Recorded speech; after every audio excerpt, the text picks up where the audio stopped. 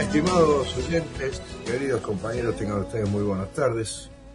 Daniel Galazo tiene el gusto de saludarlos en esta nueva puesta en el aire de Yo nací en este país, un espacio en donde pretendemos que la memoria no descanse, posible, como siempre lo expreso, gracias a la operación técnica en estudio de nuestra compañera y amiga Diana Álvarez y de la producción general y de contenidos en particular de mi compañera de siempre, Rosana Pulido. Vamos a dedicar el programa de hoy a ver algunos aspectos del trabajo que John William Cook hiciera en 1959, leído en el Congreso de la Liberación Nacional, que se realizó en Buenos Aires en noviembre de ese año, que después fue publicado en una obra que llevó el título de La lucha por la liberación nacional. En estos párrafos vamos a encontrar el diagnóstico de la salida para el peronismo de entonces, según la visión del gran John William Cook, algunas cosas que no pueden traer hasta el presente respecto de lo que es el peronismo, de lo que debió ser, en definitiva, hasta hoy no fue. Decía Cook que un clima de rebeldías individuales puede durar indefinidamente sin afectar al régimen que las provoca. Solamente cuando la rebeldía está coordinada y encauzada en un movimiento de liberación, adquiere la eficacia necesaria para luchar con éxito. Al análisis de esa organización, a precisar dentro de lo posible sus límites humanos y doctrinarios, y a fijar sus condiciones para su victoria eventual, tiende este trabajo, dice John William Cook. Si solamente se tratase de fijar un programa con destino a la fuerza política a la que pertenezco, la tarea sería más fácil y mis enfoques ganarían precisión. Expondría con vistas a un movimiento unido en torno a una jefatura indiscutida, con un alto grado de disciplina y cohesión, basadas en la comunidad ideológica y en motivaciones sentimentales. Pero, de la misma manera que declaro que no puede haber liberación sin el peronismo, reconozco que tampoco podrá hacerla exclusivamente el peronismo. La tarea requiere una movilización popular muy vasta, una gran política de masas orientada por un programa que sea, al mismo tiempo, inflexible en el mantenimiento de ciertos principios fundamentales y suficientemente amplios como para superar los particularismos ideológicos de sectores que coinciden en el propósito común. Por eso, lo primero a considerar, dice Cook, es cuál sea ese propósito común. Si únicamente se buscara terminar con este gobierno que nos oprime, aludiendo al gobierno frondicista, y avergüenza, deberíamos actuar en común con casi todos los partidos del país que, con diferentes grados de agresividad, proclaman su oposición al mismo y buscan diversas formas de cambiar su política, desde las persuasivas hasta el cuartelazo, agrego, una norma común en esos años. Si en cambio deseamos eliminar las posibilidades de que exista un gobierno semejante y una política semejante, entonces hay que prescindir de muchos aliados circunstanciales. Todo planteo para la lucha debe partir del conocimiento de nuestra situación de país semicolonial, integrante de un continente semicolonial. La crisis económica, política y social que los sirvientes de la oligarquía terrateniente argentina y de la Gran Bretaña crearon y desarrollaron hasta sus últimas consecuencias a partir de septiembre de 1955, se descarga en una solución, esto entre comillas, a costa de las grandes masas populares. Para comprender el sentido criminal nótese el calificativo que usa, transferible a la misma política que hoy el pueblo argentino sufre a manos de Milei, decía, para comprender el sentido criminal de la política Prebisch-Frigerio Alzogaray, hay que recordar que el futuro nacional depende de la superación de la contradicción económica, política y social entre la entidad nación-pueblo y la unidad oligárquico-imperialista. Esa contradicción en el orden económico se manifiesta en las exigencias, cada ciclo creciente del desarrollo industrial y por las posibilidades, cada ciclo decrecientes de una economía agroexportadora desarrollada para servir los intereses de la entente formada por el grupo de monopolistas de la tierra, esto es, explotadores de la renta de invernadero de la provincia de Buenos Aires, la llamada zona cerealera, el comercio importador de la capital, los grupos industrializadores de la carne y la Gran Bretaña. El golpe reaccionario del 16 de septiembre fue un serio esfuerzo para restaurar el antiguo sistema de la entente. El imperialismo yanqui y la gran burguesía industrial lo apoyaron, en definitiva, colocando por encima de toda otra consideración la necesidad de echar abajo un gobierno popular pasamentado en la clase obrera.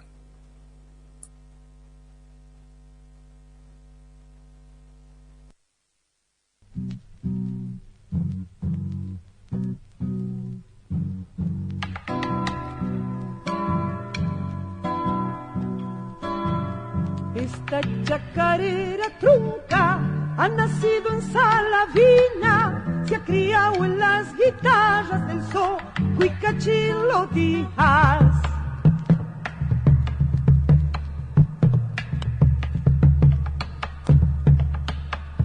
La tocaban en guitarra y bandoneón, mandolín, guitarra y bombo, y así la recuerdo yo.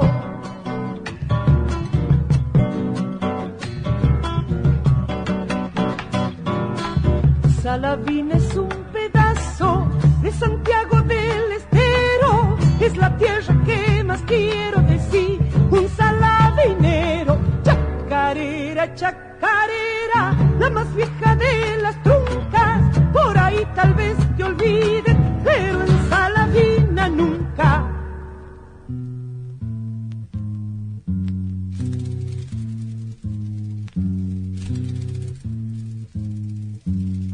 Vidita y con las truncas, medio bravas por demás, aunque ariscas y cruzadas, churitas para cantar. La, la, la, la, la, la, la, la, la, la, la, la, la. Si te dice algún amigo, tócamelo una trunquita, hacele escuchar en la vieja con alma y bien sentidita.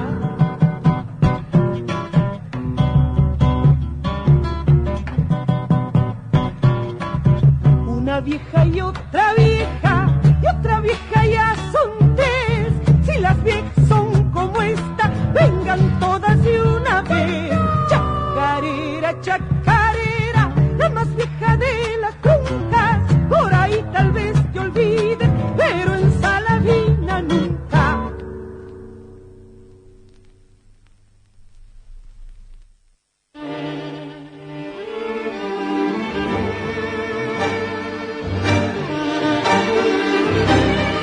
Comenzando la ilustración musical correspondiente al programa del día de la fecha, lo sigamos escuchando al artista elegida para tal fin. Me refiero a Marián Farías Gómez, a quienes escuchamos interpretando una chacarera clásico del folclore, La Vieja, un tema de Oscar Valles y los hermanos Díaz. En las elecciones de 1958, sigue diciendo John William Cook, el equipo setembrino perdió el poder político, pero haciendo uso de la fuerza que conservaba, presionó hasta lograr que el gobierno adoptase una línea de acción consecuente con las necesidades de la oligarquía. Algunos teóricos provenientes de la izquierda, partiendo de la tesis exacta de la decadencia del imperialismo, hicieron la apología de un plan de desarrollo económico bajo la hegemonía de los Estados Unidos. Así, desde sus posiciones burocráticas, ignoraron que las concesiones al imperialismo estadounidense no impidieron nuevas concesiones a Gran Bretaña, por cuanto la Argentina es zona de coexistencia, dice Cook, entre las potencias coloniales anglosajonas. El ingeniero de Alzogaray acaba de afirmar que la prédica antiimperialista, decía que la prédica antiimperialista constituye una pamplina siguiendo en eso la línea de pensamiento de la gran prensa comercial. La clase dirigente argentina, tanto la que participa del gobierno como la que está fuera de él o en contra de él, practica todas las astucias del idealismo burgués. La verdad objetiva del imperialismo impidiendo el desarrollo económico independiente de las 20 repúblicas latinoamericanas es algo que no debe difundirse ni comprenderse. Por lo tanto, dice Cook, niegan esa verdad. Desgraciadamente, el imperialismo está presente en la estructura política de América Latina, con sus 20 soberanías teóricas, encubriendo la deformación geográfica y el infraconsumo. Cualquier política de liberación debe ser, por sobre todo, antiimperialista. La oligarquía nativa es un subproducto que solamente será eliminado cuando se liquide la influencia del imperialismo. La lucha entonces es de liberación nacional para liberar al país y alcanzar su triunfo definitivo en el momento, aún lejano, en que América Latina constituya una unidad real y libre de la opresión de los grandes centros cíclicos. La oligarquía intenta distraer la atención del pueblo de este núcleo central de la problemática americana, ya fuese negando la existencia del imperialismo, ya sea superponiéndole otros que, con la ayuda de la maquinaria de propaganda, presenta como más urgentes o fundamentales. Es así como quiere desviar las energías de la liberación, dice Cook, hablando de la defensa de Occidente o de la supervivencia de valores culturales grecolatinos, agrego, nada más vigente con lo que hoy estamos viviendo respecto de la toma de posición de este cipayo que ocupa Balcarce 50 y quienes lo financian y a quienes representan. Es así, sigue diciendo Cook, como quiere, decía, desviar las energías de esta liberación, hablando de la defensa de Occidente, lo repito, o de la supervivencia de valores culturales grecorromanos. De paso, agrega, puede arrojar la sospecha de comunista sobre cualquiera que persista en agitar las causas reales de la inferioridad americana. Seguimos leyendo a Cook cuando dice que no hay operación mental que pueda convencer a una masa alertada de que esos valores culturales, políticos y religiosos están identificados con posiciones prácticas en la lucha por la hegemonía mundial y el mantenimiento de los mercados. Si los franceses en Argelia, dice Cuco, los ingleses en Kenia, son los representantes de un orden ético-cultural, entonces la conclusión sería desear cuanto antes la quiebra de ese sistema y no la solidaridad con los cruzados, esto entrecomillado por Cook, de la civilización occidental. Los países imperialistas crean eslogans espiritualistas para encubrir la expoliación colonial, pero los pueblos han alcanzado ya un alto grado de madurez y saben que la única división mundial auténtica en este siglo es la de países oprimidos y países opresores. Las masas latinoamericanas, dice Cook, no pueden hacer causa común con los verdugos, porque ellas también están en la lista de las víctimas.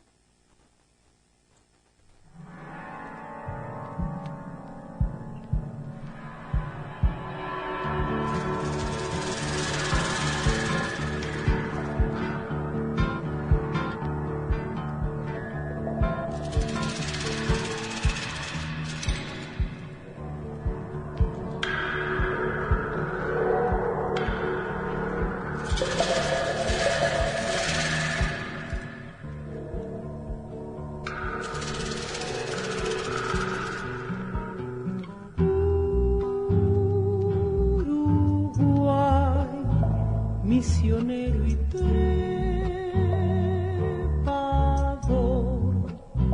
por el Moconá se va tu canto de amor.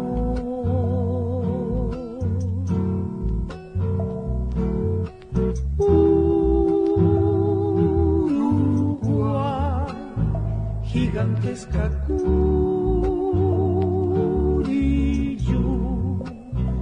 en una jangada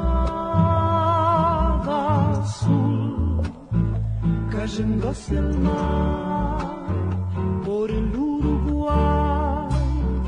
Yo me quiero ir buscando la flor del amanecer, y allá en el confín, rumbo a San Javier, volver a vivir.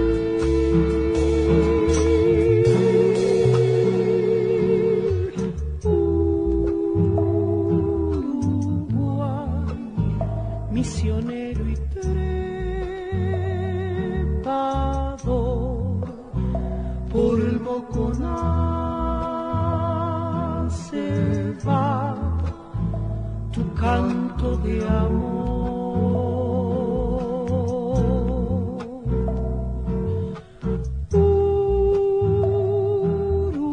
Uruguay, sombrero de paja y luz, por tus correderas voy, en tu lomo azul, por el Uruguay, yo me quiero ir, buscando la flor del amanecer, y allá en el confín, rumbo a San Javier, volver a vivir.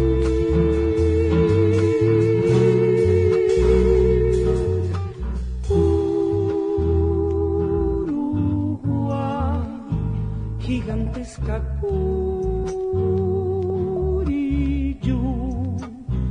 en una jangada azul, cayendo hacia el mar. Por el Uruguay yo me quiero ir, cayendo hacia el mar, buscando la flor. Por el Uruguay, cayendo hacia el mar, por el Uruguay.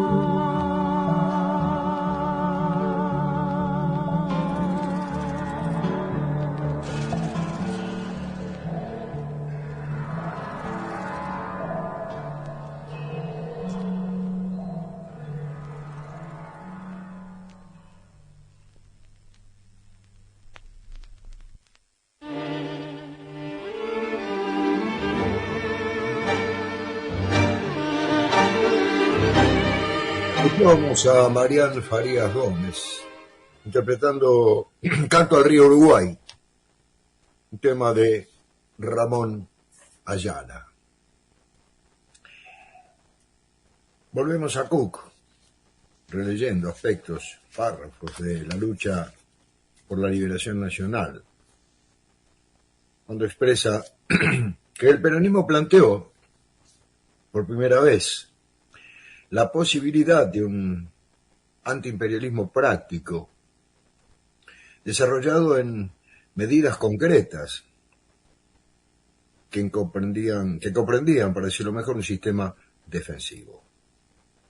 Agrego, esas mismas medidas que hoy, en aras de un posibilismo, los propios nuestros cuestionan como posibles, cuando ahora cayeron en manos de la izquierda, que el peronismo ortodoxo critica, olvidándose justamente de que esas medidas, hablamos de nacionalización del comercio exterior, de nacionalización de la banca, de nacionalización de los servicios públicos, las tomó el primer peronismo y hoy son ignoradas por quienes pretenden dirigir o dirigen, si es que algo queda de lo que se puede llamar el movimiento peronista. Al antiimperialismo romántico, dice Cook, y teórico, en que tuvo que refugiarse la generación precursora de Manuel Ugarte, y al antiimperialismo parcial, inorgánico, sentimental de Hipólito Yrigoyen, sigue un antiimperialismo práctico y formando parte de un sistema coherente apoyado en las masas desposeídas. Analizar si llegó hasta el límite de sus posibilidades en la contingencia histórica en la que le tocó actuar, es una materia ajena a este trabajo, agrega Cook.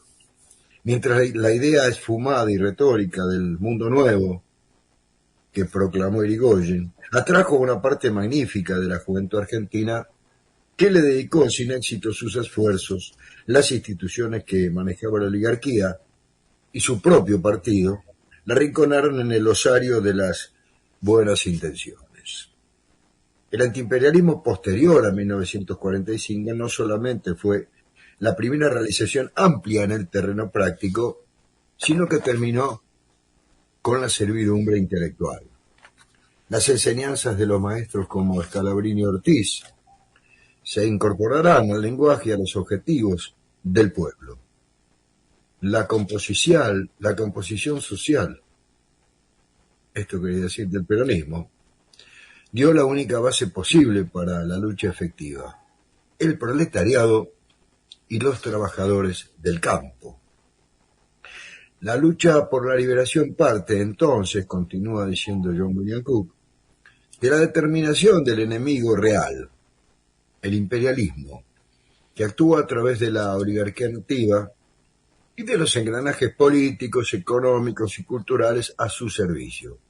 En primer plano aparecen, indisolublemente unidas, la cuestión nacional y la cuestión social. Una, dice Cook, no puede resolverse sin la otra. El régimen establecido por la Constitución de 1853 constituye la aplicación local del sistema de instituciones del capitalismo, entonces en pleno ascenso.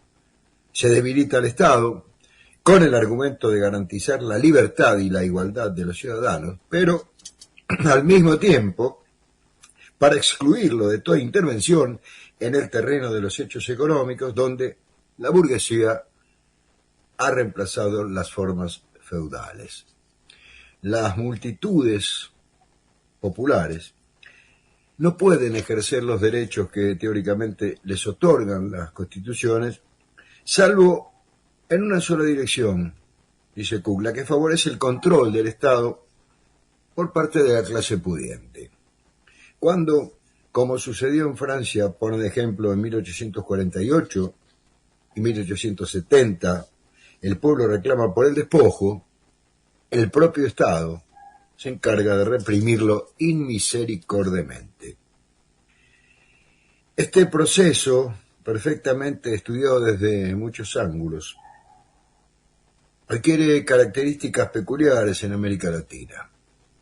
La República Argentina toma la Constitución de Filadelfia, que fue una constitución estudiada y sancionada por ricos, todo el mecanismo que asegura la mínima participación popular en el manejo del Estado. Esto es elección indirecta de presidente y senadores, frenos y controles, poder judicial, etc.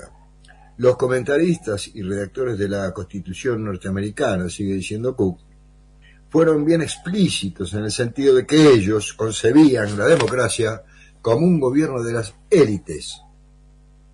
La oligarquía, consecuente con los puntos de vista que ha sostenido a través del grupo rivadaviano, trasplanta esos principios e instituciones. Sí, concluye Cook, como sucedió a veces, el sistema amenazaba dar resultados adversos a los previstos, entonces la clase dirigente hace trampas, veta candidatos, como sucedió después del año 30, o recurre al fraude electoral. A partir de 1955 impide que el partido peronista concurra al comicio.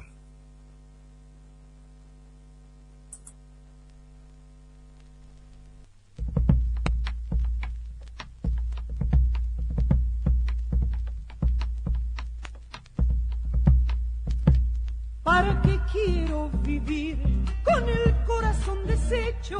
¿Para qué quiero la vida después de lo que me has hecho?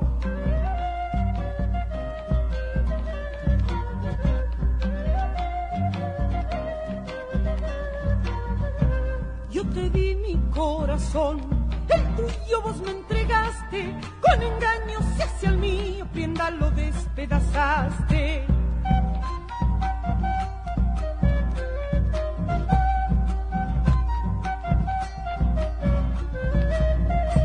Ay, ¿por qué fuiste tan cruel? Si tu cariño esperaba, ¿por qué jugaste conmigo? Prenda si te idolatraba. Siempre del mundo olvidé desengaños y amarguras, pero lo que vos me hiciste, prenda en mi alma perdura.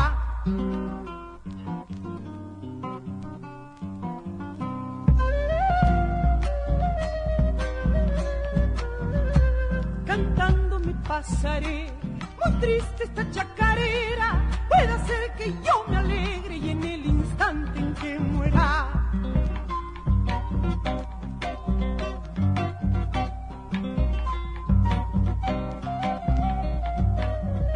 Seguí, guitarra, seguí como yo llorando, compañera hasta la muerte, seguí mi alma consolando.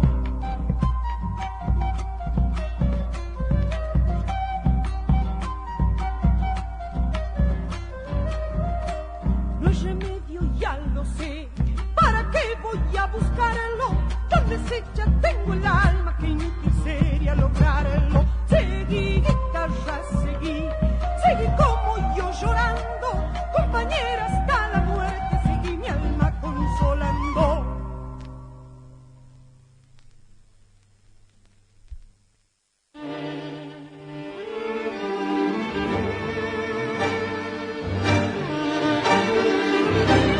Escuchábamos Chacarera de un Triste, un tema de los hermanos Simón, en la voz de Marián Farías Gómez. La primera línea de defensa de la casta dominante, dice Cook, está ubicada en el sistema del 53, que otorga libertades políticas a cambio del respeto por la organización, que permite el mantenimiento de las desigualdades sociales. Cuando esa línea es rebasada, está la segunda línea del fraude, cuya característica moderna consiste en la calificación a priorística de cuáles fuerzas son democráticas y cuáles no. Esto es, como he dicho, expresa Cook, lógico. Una clase dominante no abandona sus ventajas, ni siquiera por consecuencia con sus propios principios políticos. Es otro caso de idealismo burgués. Se defiende la libertad, entrecomillada, como idea platónica y desencarnada, pero en el terreno vulgar de la práctica se desconoce la condición de libres a los que ponen en peligro los privilegios. La oligarquía no solamente es dueña de las cosas, también es dueña de las palabras. Libertad, democracia, moral, figurarán cuantas veces sea necesario en un decreto que dé el zarpazo a las libertades civiles argentinas. La democracia y la libertad se definen a partir del mundo de valores liberal burgués. Por lo tanto, cualquier tentativa de sustituir la explotación económica por sistemas más justos de distribución de la renta nacional está al margen de la convivencia, nada más parecido a lo que nos sucede hoy. Es decir, que tampoco nos tiene que asombrar, solamente los que no estudian la historia, englobo aquí a muchos de los nuestros, creen que esto pasó recién hoy respecto de lo que nos toca vivir, o les toca vivir. El Estado debe ser indefenso, dice Cook, frente a los poderes del dinero y despiadado en la represión de los rebeldes. En los países coloniales, como la República Argentina, donde un alto porcentaje de lo producido nacional se desvía hacia las capitales financieras, el régimen liberal solo sirve a la oligarquía, cuyo enriquecimiento es el resultado de su comunidad de intereses con el imperialismo, mientras el país y el pueblo se empobrecen.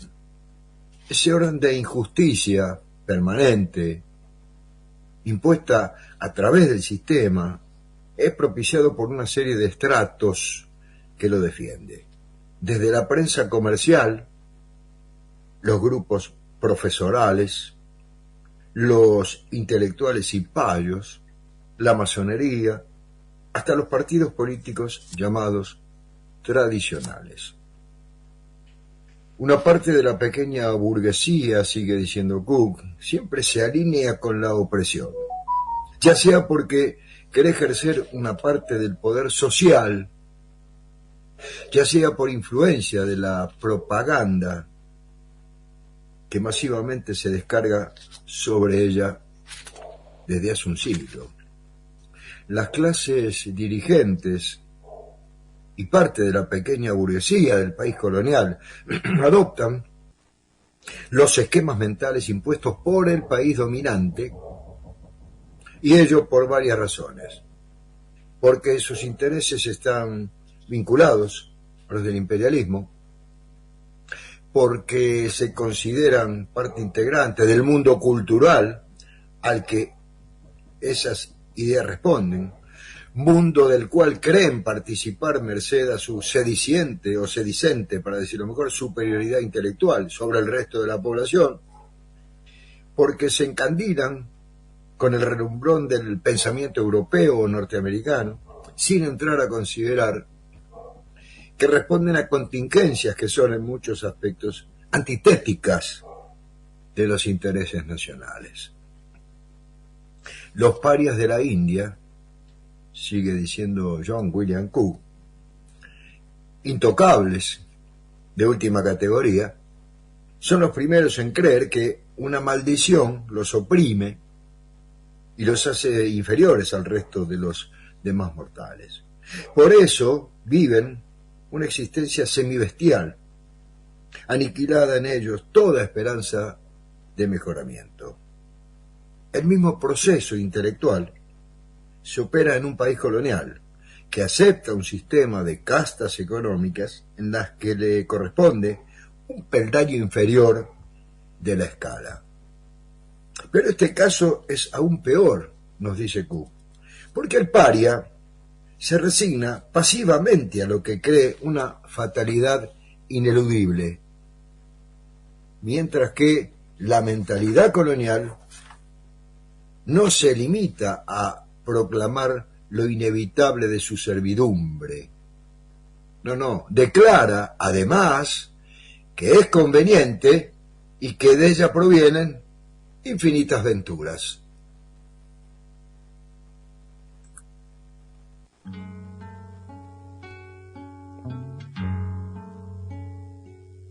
El cielo de mi niñez tuvo un aroma de albahaca y pan, un sol de candor bajo el sol. Mi madre andaba en la luz de una provincia de eternidad y era un regazo el verdor y era verano el color del amor.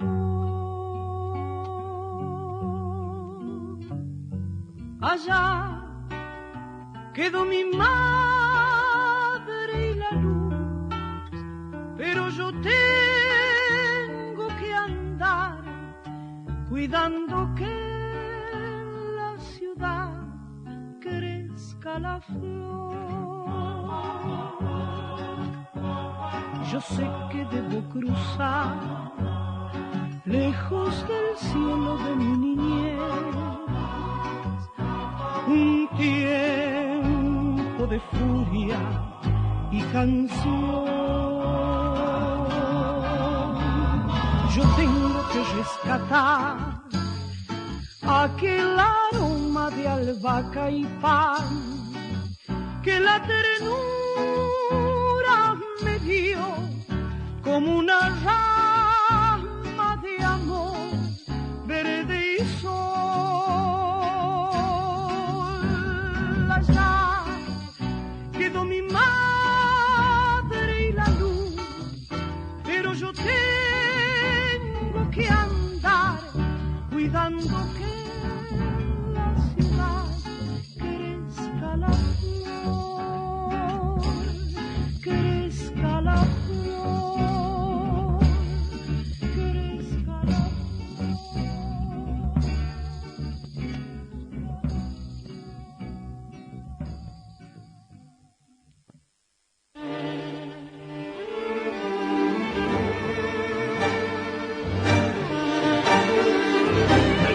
Vamos a escuchar Canción de la Ternura, tema de Armando Tejada Gómez y César Isela, en la interpretación de Marián Farías Gómez. Continuando con Cook, nos dice que las fuerzas que actualmente gobiernan son liberales en relación al gobierno frondicista.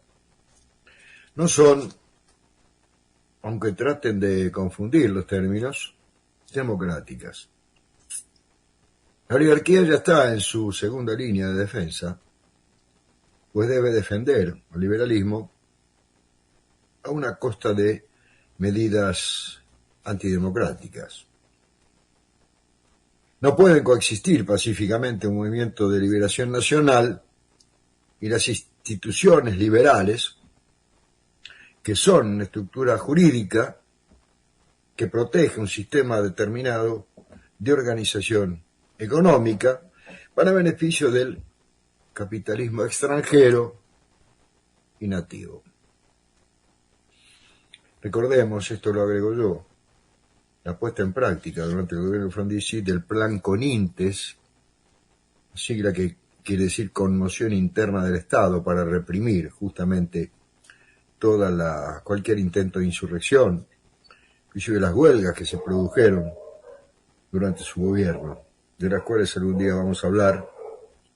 Pero retomando a Cook, nos dice que el liberalismo ha sido elevado a la categoría de verdad eterna por los poderes del privilegio, envolviéndolo en el incienso de la retórica idealista.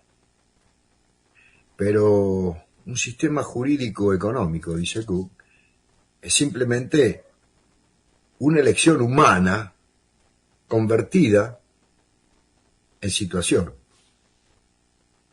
Es contingente y determinada histórica y geográficamente. Las soluciones al drama nacional exigen la caducidad de estas estructuras, lo que constituye una revolución, término tan dejado de lado como imperio, imperialismo, revolución, liberación nacional, dependencia, no por los nuestros, y que al sonar en boca de otras agrupaciones políticas, las tildan los propios nuestros como de utopistas, de soñadores, justamente, vuelvo a repetir, con estos parámetros que nosotros adoptamos en aquel primer y segundo peronismo, del 45 al 55, cuando se produjo la autodenominada Revolución Libertadora. No somos fuerzas del desorden, dice Cook, porque el orden que combatimos se identifica con intereses y privilegios, y el orden al que aspiramos no puede instaurarse dentro de un régimen o del régimen liberal por dos razones. Primero, porque el esquema liberal excluye la revolución, que es una modificación del status quo existente. Segundo, porque el régimen liberal es el instrumento de la opresión y el problema nacional implica la liquidación de la oligarquía como clase y la libertad frente al imperialismo. La oligarquía, apoyada por instituciones superadas por las circunstancias históricas, impone una tiranía que debe ser derribada junto con todas sus estructuras. La lucha por la liberación es, dice Cook, por lo tanto, revolucionaria, así como nacional y social. Cook se refiere también a los partidos políticos cuando dice que los mismos como tales están excluidos del Frente de Liberación. Concretadas las características de la lucha y su profundidad como proceso de transformación, queda limitada también la extensión del agrupamiento de fuerzas que la llevarán a cabo. Si es una guerra contra el régimen, no podemos contar con los que combaten al gobierno dentro del sistema o del régimen. Combatimos, dice Cook, contra el sistema y no contra una de sus variantes. Los partidos políticos, por más violentamente opositores que se demuestren, integran la misma situación que denuncian, forman parte de ella. Son rebeldes tolerados, aunque ahora adopten, ese ahora se registra en el gobierno frontista, aunque ahora, repito, dice Cook, adopten el lenguaje de las fuerzas populares y quieran nutrirse de ellas. Con eso, distraen hacia escaramuzas sin importancia las tropas que deben concentrarse para la batalla central. Estos partidos, nos dice Cook, son amorfos, vacíos de contenido, lo cual no es una característica local, sino fenómeno común en América Latina. Son el producto de 100 años de formación colonial, en cuya órbita giran dócilmente. El Partido Conservador, con su diversa nomenclatura, es tradicionalmente el representante directo del privilegio. Los conservadores son coherentes en el pensamiento y en la acción. Actúan, concluye Cook, con total solidaridad de clase y aceptan con displicente cinismo cuanto convenga a sus intereses.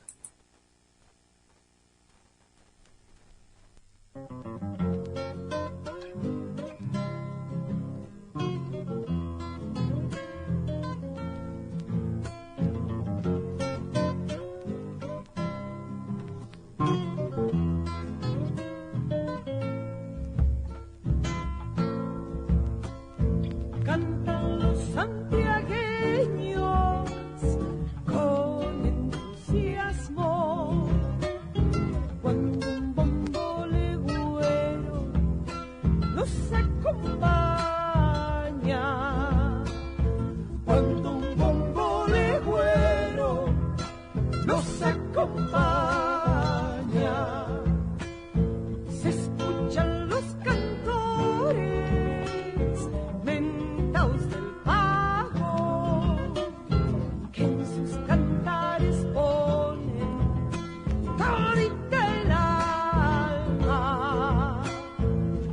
sus cantares pone todita el alma. Samba de los quebrachales, ay, samba del arenal. Aleluya, santiagueña, y su mampeña por donde andará. Aleluya, santiagueña, y su mampeña por donde andará.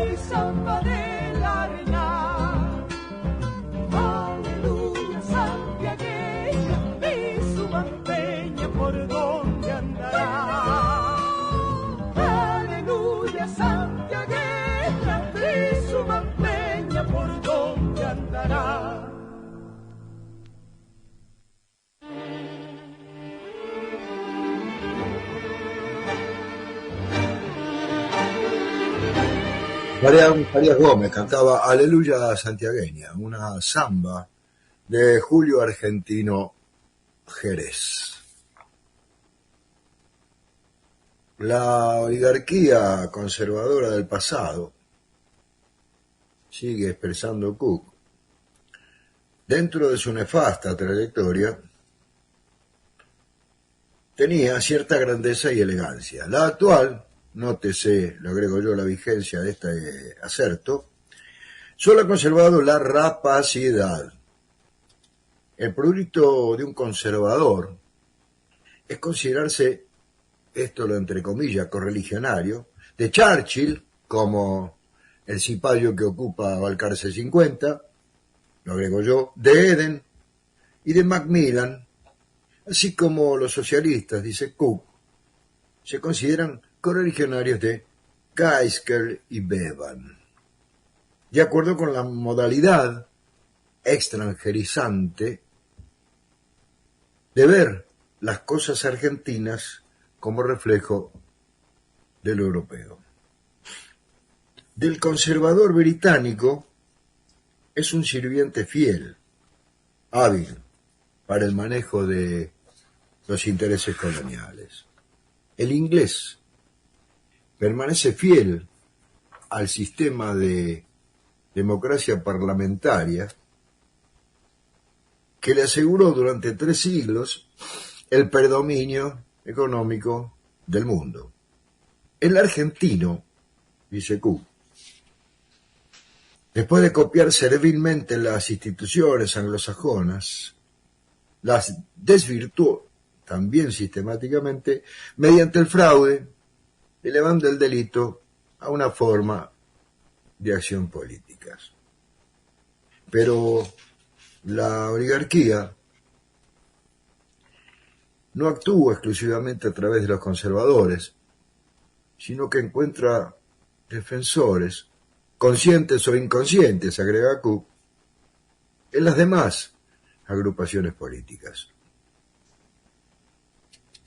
Decir que el radicalismo es igual a los partidos conservadores sería incurrir en una simplificación demasiado grosera e ignorar maliciosamente el papel cumplido por la Unión Cívica Radical en la historia política del país. Pero a esta altura del desarrollo nacional, hace mucho que ha dejado de ser una fuerza de progreso para convertirse en el pilar de la ideología liberal burguesa y en un engranaje del sistema opresor. Vaya su semejanza con el presente que estamos viviendo respecto de este partido más que centenario.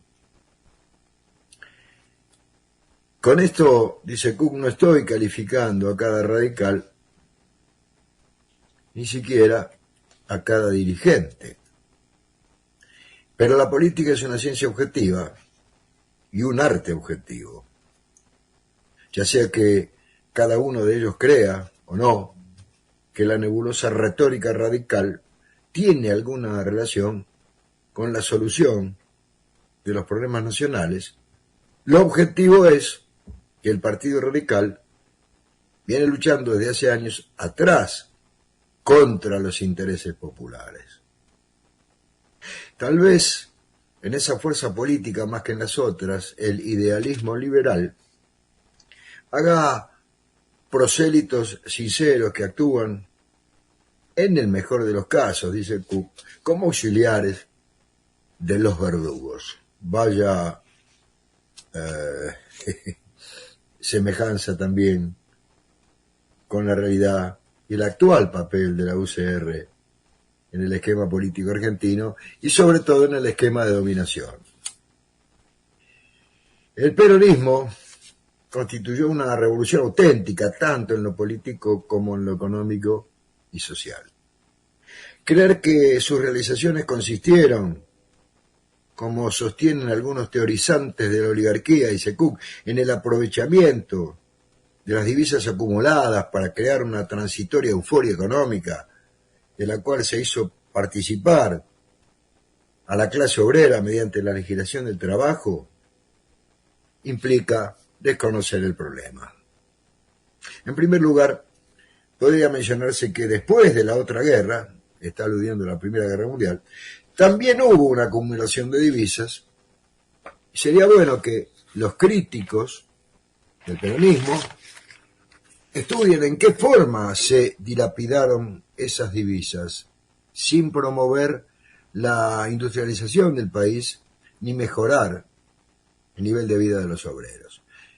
Pero las transformaciones operadas durante el gobierno de Perón fueron de fondo, pues se crearon mecanismos que aseguraban el control de la moneda, del crédito y del comercio exterior, mientras se fortalecía la central de trabajadores y se le daba participación en las decisiones políticas y de gobierno.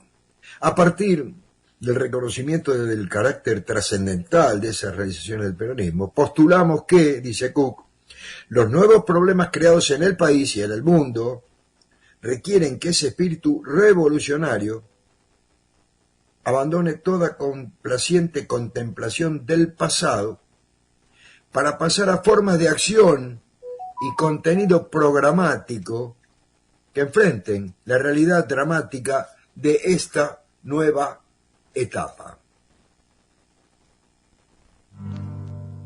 Me estoy muriendo de frío. Tengo la bronca en la voz, porque a esta puerta del río le apuñalaron el sol, porque a esta puerta del río país le apuñalaron el sol. Ay, país, país, país.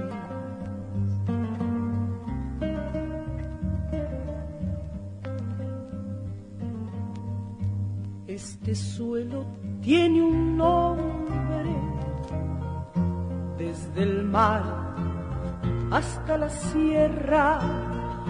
Como le canto a mi gente lo que pasa en esta tierra, pero como le canto a país lo que pasa en esta tierra. País,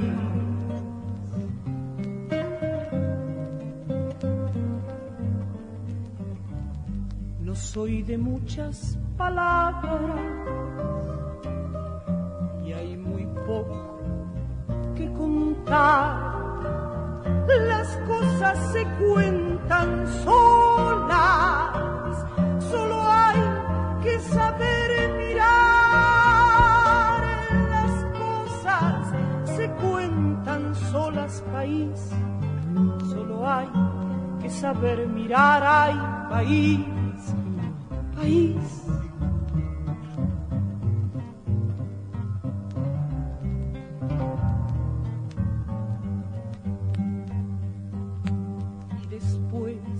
Cuando yo canto, que me lo llaman protesta, ¿cómo cantar en lo que pasa con mi gente y su tristeza? Pero ¿cómo cantar lo que pasa, país, con mi gente y su tristeza?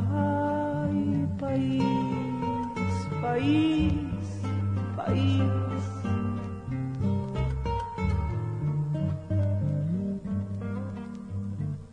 Ay, país, país de nubes, lleno de humo y alcohol.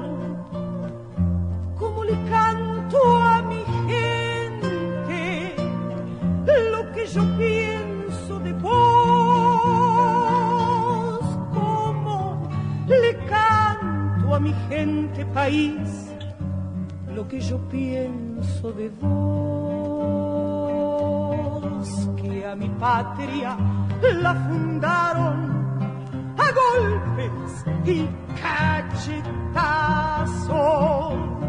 ¿Cuántas voces se callaron a machete y a balazos? ¿Cuántas voces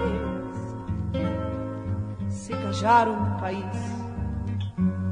a machete y a balazos? Ay, país, a machete y a balazos. Ay, país, a machete y a balazos. Ay, país, a machete y a balazos. Ay, país, a machete y a balazos. Ay, país, a machete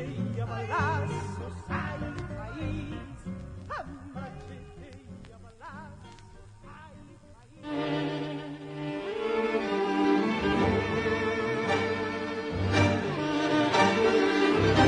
Dando la ilustración musical correspondiente al programa que estamos transitando, lo hacemos nuevamente escuchando a Marián Farías Gómez interpretando de José Cherkassky y Piero de Benedictis, Coplas de mi país. Quisimos en el programa de hoy traer textos de John William Cook, de su trabajo La lucha por la liberación nacional, recordando, en mi opinión particular, al mayor teórico del peronismo. Pero no solamente teórico, digamos que él y su mujer, Alice Guren, fueron a Cuba a poner el cuerpo y a pelear contra los yanquis en la invasión de Cochinos, y que fue el único al cual el general Perón nombró en un determinado momento como el único sucesor para tomar las riendas del movimiento en caso de su fallecimiento. Con esto quiero decir que al que le caiga el sayo, que se lo ponga. Con esto nos vamos a ir despidiendo, si Dios quiere, hasta el próximo martes, cuando volvamos a poner en el aire un nuevo capítulo de Yo nací en este país, un espacio en donde pretendemos que la memoria no descanse. Patria o muerte, venceremos más que nunca. La victoria será hasta el próximo martes. Gracias por su atención, a pasarla lo mejor posible. Chao.